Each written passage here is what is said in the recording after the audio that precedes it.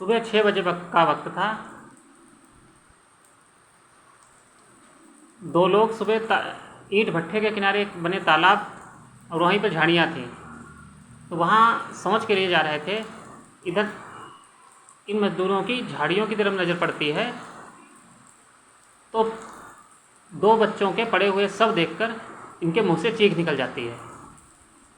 ये भागते हुए भट्ठे पर जाते हैं और अपने अन्य साथियों को सूचना देते हैं। सूचना पाकर के भट्ठे पर के जो मजदूर थे वह पहुंचते हैं और आसपास के ग्राम में वो जब शोर मचाते हैं तो आसपास के ग्रामीण इकट्ठे होते हैं और पुलिस को सूचना दी जाती है। पुलिस SHO मौके पर आते हैं मय फोर्स के और सबको लेकर बच्चों के शवों को लेकर पोस्टमार्टम के लिए भेज देते हैं और जानकारी जुटाने की कोशिश करते हैं कि ये हत्या किसने और क्यों की।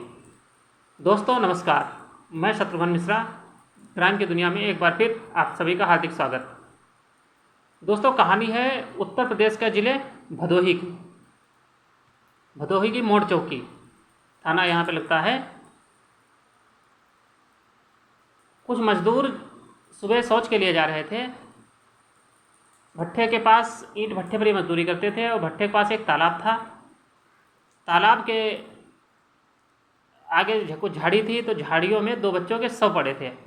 इनकी नज़र उन शवों पर पड़ती है तो ये चिल्लाते हैं, चौंक के भागते हैं और अपने भट्ठे पर रह रहे अन्य मजदूर और कर्मचारियों को सूचना देते हैं।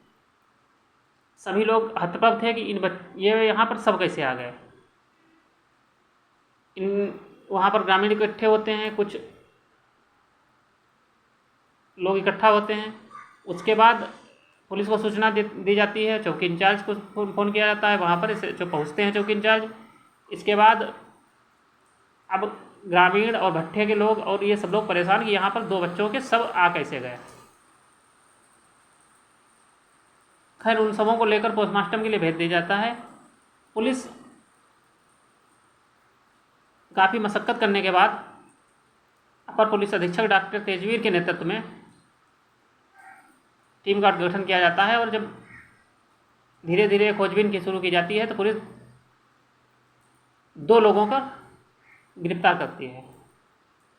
उन लोगों के मुंह से जब कहानी जो मतलब सामने आई वो इस प्रकार है। कहानी 5 माह पहले चली जाती है। कीर्ति प्रसाद उर्फ लक्ष्मण बनवासी अपने परिवार के साथ रह रहा था। पत्नी और 2 बच्चे। इन बच्चों का नाम था सुदामा 5 वर्ष और विशाल 3 वर्ष। सब ठीक ठाक चल रहा था, लेकिन बीमारी से लक्ष्मण प्रसाद की पत्नी की मौत हो जाती है। जब मौत हो जाती है तो ये परेशान। कुछ दिन तो ये ऐसे चलता रहता है। इसके बाद फिर इसको अकेलापन खटकने लगता है। अपनी ये खोजबीन शुरू कर देता है दूसरी पत्नी की। इसकी खोजबीन और तब तक एक औरत जिसके 4 बच्चे थे, पिंकी से इसकी मुलाकात होती है। धीरे धीरे दोस्ती और प्यार। उसके बाद ये लोग साथ रहने का फैसला कर देते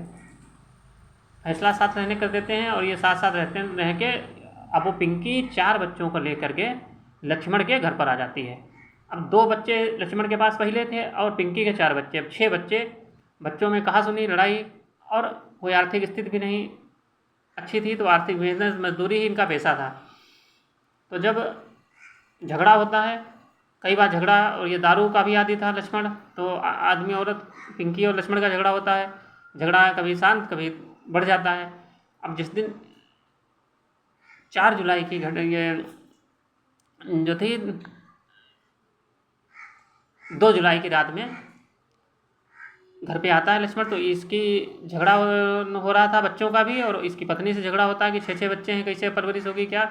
और झगड़ा इतना बढ़ जाता है आपसी। ये बच्चे भी झगड़ रहे थे, तो ये गुस्से में तेज से, मतलब इसकी पिटाई से, और जो भी धारदार, मतलब जो तेज कोई बड़ी भारी वस्तु इसके सिर पर मारता है। सुदामा, इसकी उम्र 5 वर्ष थी, और विशाल इसकी उम्र 3 वर्ष। ये अपने बच्चों को हत्या कर देता है। हत्या के बाद रात में शवों को झाड़ियों में फेंक देता है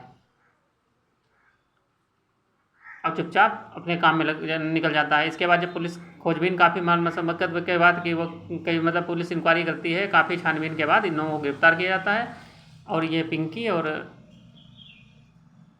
लक्ष्मण अपना जुर्म स्वीकार कर लेते हैं कि इनके द्वारा बच्चों की हत्या की।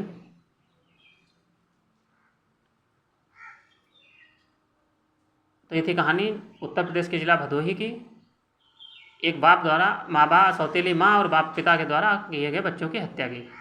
दोस्तों ये कहानी कैसी लगी बताइएगा। वीडियो को लाइक और शेयर करना ना भूलें, चैनल को सब्सक्राइब करें। कुछ लोगों ने अपना नाम लेने की अपील की थी जो हमारे नियमित श्रोता हैं और कहानी को सुनते हैं। यह हैं राम कुमार, कपिल, शरद शुक्ला, कमल किशोर, प्रेम अवस्थी, अविनाश पांडे।